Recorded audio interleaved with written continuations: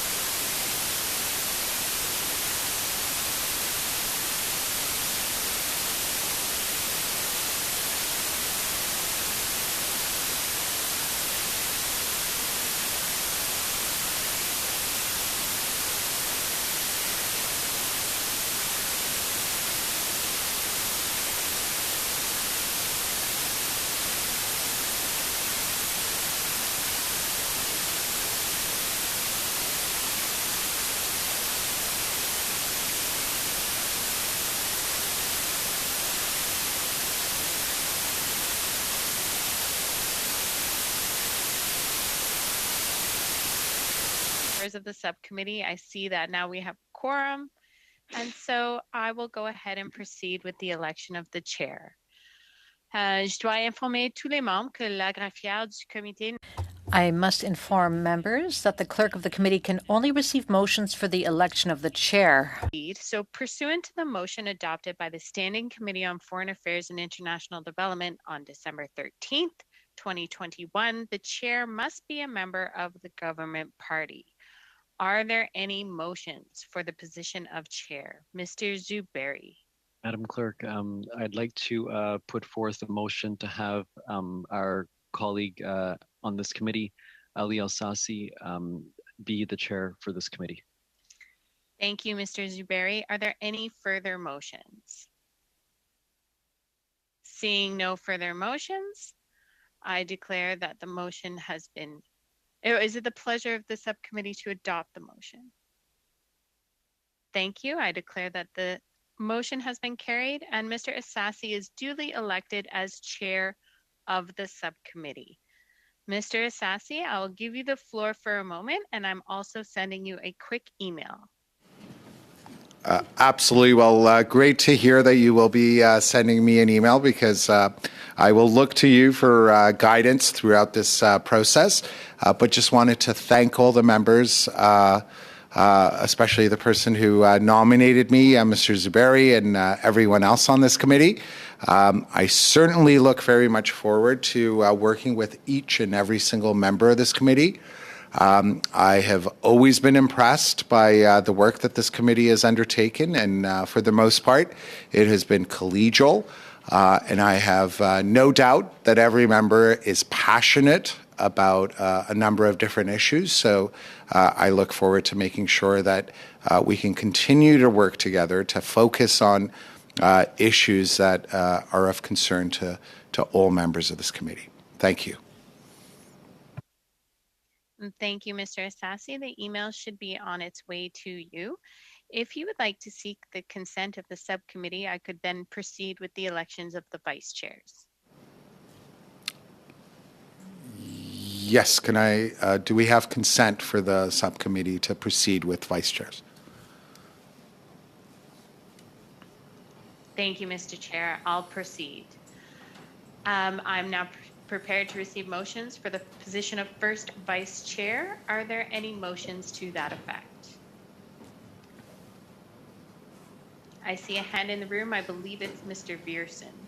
Thank you. I would like to nominate Mr. John Williamson for first vice chair. Are there any other motions? Is it the pleasure of the subcommittee to adopt the motion? Thank you. I declare the motion carried and Mr. Williamson duly elected first vice chair. Je suis maintenant prête à recevoir des motions. I will now take motions for the position of second vice chair. Mr. Dewberry. Madame Graffier, j'aimerais nommer Madam Clerk, I would like to nominate one of my colleagues as the second vice chair, Mr. Denis Trudel. Thank you, Mr. Zuberi. Are there any other motions for the position of second vice chair? Is it the pleasure of the subcommittee to adopt the motion? I declare the motion carried and that Mr. Denis Trudel be duly elected second vice chair. Chair, I turn the meeting back over to you. Thank you very much. I have not had a chance to look at your email yet, but as I understand it, and I've had some opportunity to speak to various members, there are a number of different issues that are of interest to the members as to what we should be focusing on. So that having been said, perhaps we should get that discussion going as to what those general issues are, even though should members agree, perhaps we should give ourselves an opportunity after this committee to speak to each other and make sure that there is consensus and that we can accommodate as many of the members as possible to focus on the issues that they so desire. I think it's a point of order, Mr. Chair. I think we need to do the routine motions. That's a pretty important piece of work for us to get done before we can advance the committee's work. Okay. So I think you should read the email. yeah, I'm sorry. I just realized that I left my laptop at the office. Can we redo that chair thing? Mr. Chair, I'd be happy to put some routine motions forward at this time if you think that would be appropriate. Yes, absolutely, by all means. Okay. Thank you, Mr. Chair. So I have a number of routine motions. I understand that these have been agreed upon, so I'll go through them one by one. So number one, I would move under analyst services that the committee retain as needed and at the discretion of the chair the services of one or more analysts from the Library of Parliament to assist in its work. Okay. Maybe, Unanimous? Mr. Chair, I'll read them all, and if there's a problem with any of... Absolutely, that makes eminent sense, for sure. Okay, so the next one is meeting without a quorum, that the chair be authorized to hold meetings to receive evidence and to have that evidence published when a quorum is not present, provided that at least 4 members are present, including 2 members of the opposition parties and 2 members of the government party, but when traveling outside the parliamentary precinct, that the meeting begin after 15 minutes, regardless of members present. The next one, time for opening remarks and questioning of witnesses.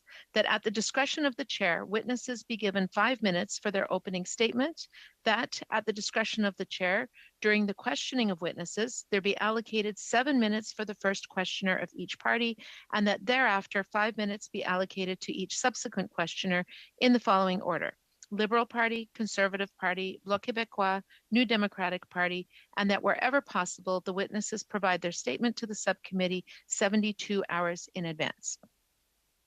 Next one, document distribution. That only the clerk of the committee be authorized to distribute documents to members of the committee, provided the documents are in both official languages, and that the witnesses be advised accordingly. That the clerk of the committee, at the discretion of the chair, be authorized to make the necessary arrangements to provide working meals. Oh, yes, that's the next one. To provide working meals very, very important routine motion here for the committee and its subcommittees. And then travel, accommodation, and living expenses of witnesses, that if requested, reasonable travel, accommodation, and living expenses be reimbursed to witnesses not exceeding 2 representatives per organization, and that in exceptional circumstances, payment for more representatives may be made at the discretion of the chair. Access to in-camera meetings, that unless otherwise ordered, each committee member be allowed to be accompanied by 1 staff member at in-camera meetings, and that 1 additional person from each House officer's office. Oui, what? Désolé, il y a un petit problème avec la traduction. There's a problem with the interpretation into French for the last 40 seconds. Does everyone have the routine motions text in front of them? It has these in both languages written. Yeah. Do you want me to slow down? I'll slow down. Okay. Non, mais il est supposé d'avoir une traduction, peu importe. Well, it doesn't matter, but I need the interpretation, regardless of whether we have the papers or not. I can't hear the interpretation. Je vais régler le problème. I'll look into that issue. Give me a moment. Lire dans les 2 langues. J'ai les 2 langues ici. I could read each motion in each language. It doesn't matter. It doesn't matter. I need the interpretation.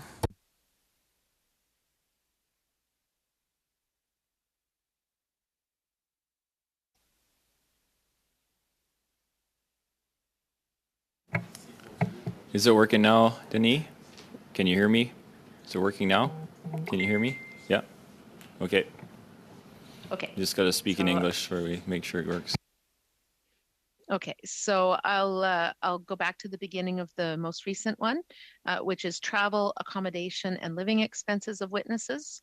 That, if requested, reasonable travel, accommodation, and living expenses be reimbursed to witnesses not exceeding 2 representatives per organization, and that in exceptional circumstances, payment for more representatives be made at the discretion of the chair. Access to in-camera meetings, that unless otherwise ordered, each committee member be allowed to be accompanied by 1 staff member at in-camera meetings, and that 1 additional person from each House officer's office be allowed to be present. Transcripts of in-camera meetings, that 1 copy of the transcript of each in-camera meeting be kept in the committee clerk's office for consultation by members of the committee or by their staff, and that the analysts assigned to the committee also have access to the in-camera transcripts. Notice of motion, that a 48-hour notice interpreted as 2 nights be required for any substantive motion to be moved in committee, unless the substantive motion relates directly to business then under consideration, provided that A, the notice be filed with the clerk of the committee no later than 4 p.m. from Monday to Friday, B, the motion be distributed to members and the offices of the whips of each recognized party in both official languages by the clerk on the same day the said notice was transmitted, if it was received no later than the deadline hour. C, notices received after the deadline hour or on non-business days be deemed to have been received during the next business day, and that when the committee is holding meetings outside the parliamentary precinct, no substantive motion may be moved. Orders of reference from the House respecting bills, that in relation to orders of reference from the House respecting bills, A, the clerk of the committee shall, upon the committee receiving such an order of reference, write to each member who is not a member of a caucus represented on the committee to invite those members to file with the clerk of the committee in both official languages any amendments to the bill which is the subject of the said order, which they would suggest that the committee consider. B, suggested amendments filed pursuant to paragraph A at least 48 hours prior to the start of clause-by-clause consideration of the bill to which the amendments relate shall be deemed to be proposed during the said consideration, provided that the committee may, by motion, vary this deadline in respect of a given bill. And C, during the clause-by-clause consideration of the bill, the chair shall allow a member who who filed suggested amendments pursuant to paragraph A an opportunity to make brief representation in support of them. Second last one, technical tests for witnesses. That the clerk inform each witness who is to appear before the committee that the House Administration Support Team must conduct technical tests to check the connectivity and the equipment used to ensure the best possible sound quality, and that the chair advise the committee at the start of each meeting of any witness who did not perform the required technical tests. And finally, linguistic review, that all documents submitted for committee business that do not come from a federal department, members' offices, or that have not been translated by the Translation Bureau be sent for prior linguistic review by the Translation Bureau before being distributed to members. That's it.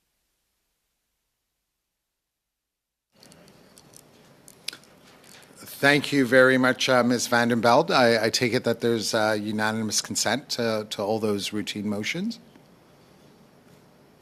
Yes? Okay.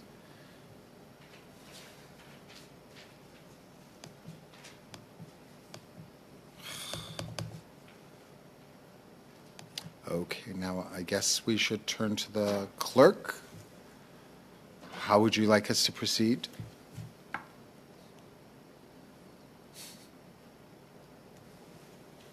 You're on mute. Yes, we can. Thank you, Mr. Chair. It is certainly up to the members of the subcommittee to decide, and to yourself as well. You're currently under the rubric of committee business, or subcommittee business in this case. So if members have other things they would like to bring forward at this time, this would be an appropriate place, but I leave it in your hands.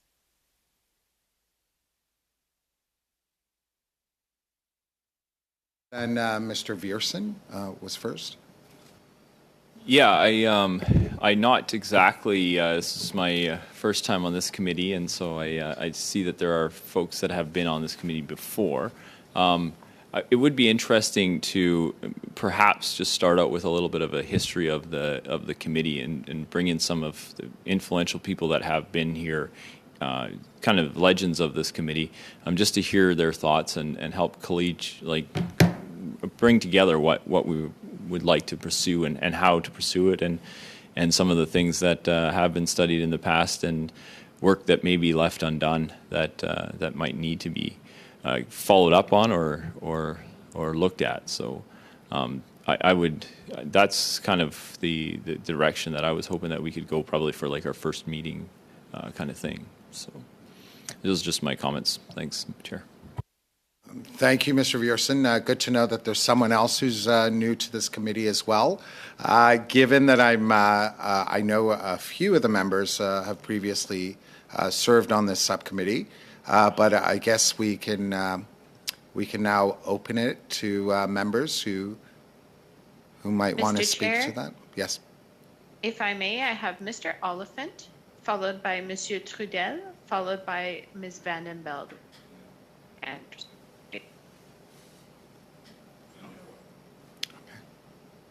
And Mr. Williamson after Ms. Vanden Belde. I'm just waiting for the chair to recognize me. Yes, please proceed. Okay. I can't remember whether we're in camera right now or not. We're not in camera. So there's a couple of things. We may at one point want to have a discussion bringing in studies that were discussed in camera meeting in the previous session. That could be helpful. But I'd like to build a little bit on Mr. Viersen's thought. And I was wondering, we could come up with a shopping list. We all have our areas of concern, geographical areas. There's always gender issues, there's demographic issues, there's a lot of areas of human rights, and it could be about freedom of religion or belief. There's many different ways to cross it, to cut it. What I was wondering about, though, maybe in addition to having some of the luminaries who've been on the committee before, I sat on the committee, not as a luminary, but many years ago as a kind of permanent sub, and was involved in lots of studies. I'm wondering about getting some expertise from some of the leading human rights people or organizations who are in the country, like having a meeting to get some flags from Human Rights Watch or Amnesty International, even some of the UN organizations that deal with human rights. There could be domestic and international, and give them a chance to help build our agenda. So it sort of builds on Mr. Vierson's comment to say, if we could take even 1 or 2 meetings where we invite some people, and we could invite them to do something in writing too, but I always think it also builds our rapport with expert witnesses that we'll be calling on throughout the life of the committee, because there's hardly ever a study we do that we won't want to bring in Amnesty, or we won't want to bring in Human Rights Watch, or the Latin American Working Group, or various groups that we know in the field. And this would just help us as new members of the committee build some relationship with them, so that we could have a very good working relationship. So that I as opposed to tonight coming up with a shopping list and voting on each of them, I'd like to step back for at least 1 or 2 meetings and say, help us, we build an agenda, we hear the flags, and then we're able to do some pretty intensive work. That would be my suggestion. Mr. Trudell? Oui, merci, Monsieur. Thank you, Mr. Chairman. I agree with what my colleague just said. On my side, we've done a bit of research. We looked at some topics we thought we might like to study, and we even sent 2 motions. I can read them to you, read them to the clerk. I don't know if she's received them, but there were 2 topics which seem to be the subject of a consensus on the committee. The first motion, Madam Clerk, did you receive these motions that we sent to you? Maybe I could read them now.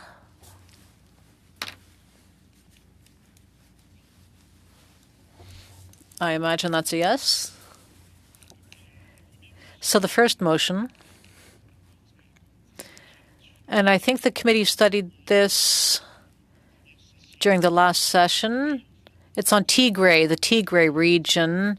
Everyone's talking about the Tigray region in Ethiopia a lot these days. So the motion as written, pursuant to Standing Order 108, that the committee undertake a study on the human rights situation and the crisis in Ethiopia with a focus on the Tigray region, that the committee hold 2 meetings on the issue, and that it report with its recommendations and conclusions to the House. So there's a humanitarian crisis happening over there right now. I think 91% of the population in the Tigray province in Ethiopia is on the verge of famine. There's a horrible human rights crisis, all kinds of human rights violations, which have been reported by the UN. I think it's an important, interesting topic we can study, talk about, maybe referred to studies undertaken previously by the committee. Second motion, this is an issue that never goes away. We're talking about a country which has been suffering, which has been in crisis. In fact, ever since I've been a child, and it's Haiti. Haiti is the problem child. So, pursuant to Section Standing Order 108, that the committee study the economic, social, and political situation in Haiti today, and on the human rights situation in that country, that the committee hold 2 meetings on the situation, and that it report its conclusions and recommendations to the House. Earthquakes, the economic crisis. Now the country is being ruled by street gangs, which literally is holding the state hostage. This country is in crisis. There recently was another earthquake. I think it's a topic that's worthy of looking at. We can call in interesting witnesses. So these are the 2 topics which we had thought of and which we could study over the next weeks or months. Could I just make a point of order, Mr. Chair? The committee was not formed. We have not got those motions. So they're appropriate to be presented at a business meeting because we're now in committee business. So they can be done, but we just don't have them in front of us. I don't disagree with either of them, but I also, could come up with 32 areas, and that was what I was trying to avoid. So, but I just wanted to say we don't have those in front of us in writing. I'm not actually even sure whether the clerk has received those motions. Has the clerk received those motions? Thank you, Mr. Chair. I have received them and I have flipped them all to your personal accounts. Okay. But yes, I mean, we weren't aware of this, did not receive ample notice, even though, as Mr. Oliphant did indicate, they are obviously serious issues that may very well be of interest. Yes, now if we can go to Ms. Vandenbelt. Yes, thank you. And I think this may also help with the issue about the motions. Mr. Chair, thank you so much at the beginning for recognizing some of us who've been on the committee for some time. This is now my third parliament of being on this committee, including having chaired it for some time in 2018, 2019. So it is a very, very special committee. And I think that throughout the time that this committee has existed, through many decades and many chairs, it has always operated on a consensus basis. Went, in my experience, much less formally than other committees. As long as I've been on the committee, I've never actually seen a vote. It has been very much that we will discuss amongst one another as individuals, most of us with very strong backgrounds in human rights, and try to come to an agreement on things where we all have a consensus. So, Monsieur Trudel, both of your topics, they did Haïti et aussi Eritrea, Tigray, Ethiopia, ils sont les deux sur ma liste aussi. Tigray and Ethiopia are two topics on my list as well. The committee that we would go in camera. We would all discuss. Usually something like that is very quick for us to come to agreement. There's been three sorts of ways that the committee that I've seen have operated with studies. Usually we've had thematic studies that we've done over a longer term. For instance, media freedom being one, or women human rights defenders was another, which actually led to some changes in the government in terms of human rights defender stream of immigration, and many of our recommendations have actually been implemented. But those we've typically interspersed with country-specific short studies with particularly emerging countries. So right now, we may have had a plan set up for a month or two, and then something happens like Burkina Faso, which is very urgent. There are people who need voice given. So we may interrupt what we were planning in our longer study to do a short study and air some of the human rights defenders in that region. But usually we've done this in a very informal way. So and just to also emphasize why this committee is so vitally important. I have had witnesses who have come before this committee tell me the only reason they believe they are not in jail today is because of the platform we gave them and the international recognition and the safety that comes with that. I've had other witnesses who have said that it's given such a boost to their movement that they've been able to re-engage with young people at a time when their movement may have been waning. So it's a very powerful committee.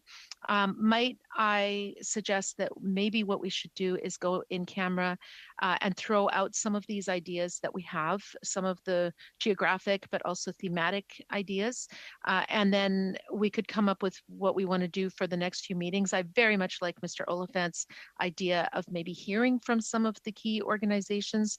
I think many of us are members also of the Raoul Wallenberg Parliamentary Group, and I know there's been some suggestions there.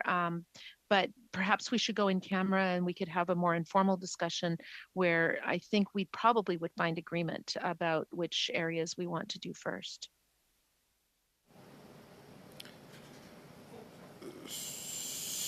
Absolutely. Thank you, Ms. Vandenbelt. Mr. Williamson? pardon me, I know I'm up next to speak, so I was motioning to that, but I am happy to second that we move into camera if members would like to do that. So, but then I will assume my speaking spot as well. Thank you. Okay. So now, did we want to take a vote as to whether we go in camera, or is there anyone who does not agree that we go in camera? Mr. Chair, if I could maybe speak before we go to any vote? Yes. You want to do that? Mr. McGregor. Yes, thank you. Thank you very much, Mr. Chair. I'm here on behalf of Ms. McPherson, and so I've been in touch with her office, and I think, I'll accept Mr. Trudell's motions as notices because, we just passed routine proceedings saying that 48 hours have to be given for a substantive motion. I think what her preference is, and I think Mr. Oliphant's suggestion is a good one. I think having briefings, whether it's in one meeting or two, from very well-respected individuals and institutions, just to bring everyone up to speed on what the world situation is like, is great. And then members of this committee, maybe through their P9s, can chat offline with some of their ideas and come up with formal notices of motion, which then can be considered at a future in-camera meeting. I'm just worried that if we go to an in-camera meeting now, we're not giving Ms. McPherson the opportunity to fully participate in that conversation when she, in fact, is going to be the permanent member of this committee. And I just wanted to make sure that she had that courtesy to share some of her ideas for study. Thank you. Thank you, Mr. McGregor. Mr. Zuberi? I think what Mr. McGregor just mentioned is very reasonable, that we wait for one of our permanent members, but that doesn't preclude that we can't accept what Mr. Oliphant said. That could start us off. I don't know if we're meeting next week, but if we are, then that might be a way to start. I'm also personally partial. I'm partial to Mr. Trudell's motions, just on not hearing other people's motions, but I'm definitely partial to his motions. And just those are my comments. Thank you. Point of order, Mr. Chair. And I know that this committee runs a little bit more informally than others, but we have a motion on the floor which is not debatable with respect to going in camera, and we should either follow our procedure and do that, because if we get into long debate, I think that becomes unfair to others. If you have another chance with a dilatory motion that is going to, we would set a precedent that you could debate them. So I think that's nervous making. The second thing is I wasn't clear whether Mr. Trudell moved those motions or was giving notice of them, because if he moved them, then and I believe that because we're in committee business, he can move them even without 48 hours notice, because it is the committee business. So he has the right to move them, but I would hope maybe he might just hold back because we haven't been able to see them. And I think they're important motions. I don't think anybody disagrees that we shouldn't study Haiti and the Tigray region of Ethiopia. I think we're going to be all 100% in agreement with that. It's just trying to get us into a position where we can do that in good form and good work, so that we can continue to build the momentum of the committee.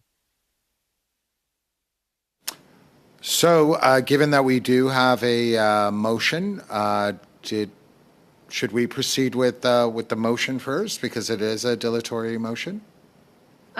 May I? So as I'm the one that put the motion, if in fairness to Ms. McPherson, I think that we could perhaps have these discussions informally in the course of the week if we know that the committee's in agreement to have some of the key human rights organizations brief us for the first meeting or two. I think that it probably would be okay that we not have the in-camera discussion today, but that we rather adjourn, and then we could have these discussions informally amongst ourselves and come back at a later date so that Ms. McPherson would have a chance to participate. That would be okay with me if that's the will of the committee. Absolutely. Mr. Williamson? I would agree with that as well, Ms. Van den Velde. And first of all, I want to say I'm excited to join this committee. Like my colleague, Mr. Viersen, I'm new to the committee. I like some of the ideas that have been suggested so far about informal briefings, give us the overview of the landscape. My understanding, having spoken to a number of former parliamentarians who sat on this committee, is that this committee works best when it, as one member said, operates on the basis of consensus. I'm excited about this committee in part because I understand that tends to be its operating mantra, and it's less partisan than some of the other committees on the Hill. Other benchmarks that this committee, I think, has made it strong is that typically the topics that it studies seek to be focused and narrow. Mr. Oliphant and I were on Canada-China committee in the last Parliament, and of course, big topics take a long time to study, and we at times attempted to break down the work so we could get through it by staying focused. So I think that's a good rule for this committee to follow. Number two is that issues aren't used as proxies. If we're studying an issue in a specific location, country, or issue, we stick to that, and we try not to deviate it with proxies. Again, so we are focused on the topic at hand. And the third point was actually one that I think would come from experience, is that this committee focus on topics where Canada can have an influence. So we're not just putting out studies that are important, but also have an impact as well. And so that's what's going to try to. I'm going to try to be guided by those ideas. I'll reiterate or reinforce what my colleague Mr. Viersen said. I actually would like to see us invite one former parliamentarian, Mario Silva, who sat on this committee. I understand I believe actually he would be able to, I think, enlighten us as someone who's been on the committee, who's well regarded, I think, across partisan lines. And the other is our colleague Scott Reid. Now, Mr. Reid continues to be a member of Parliament, but I think he too is well regarded in this field. He was a longtime member of this committee.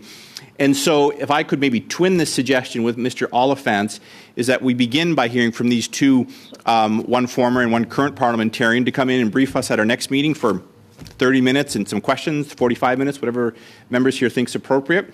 And that will kind of set the table as to how we can operate to be effective, to work together in a constructive manner, and we find topics that we think that this committee and perhaps this country can influence. So those are my suggestions, and they're presented to, I think, allow us to work well together. Thank you.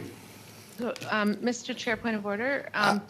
If we are going to continue the discussion, then Ms. Van den Velde, if we could just, for 1 second, just defer to the clerk as to whether we do have a motion and we have to proceed with a vote or not. If she could clarify that, it would be very much appreciated. Thank you, Mr. Chair.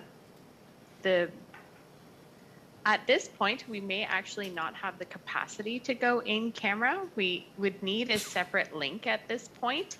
And I'm not sure that there's anyone around who can actually create that meeting. So it may be a moot point. We've been kind of looking for someone to be able to create that meeting, but so far no luck. So I'm not sure what the committee would like to do. I'll put it back in your hands at this point.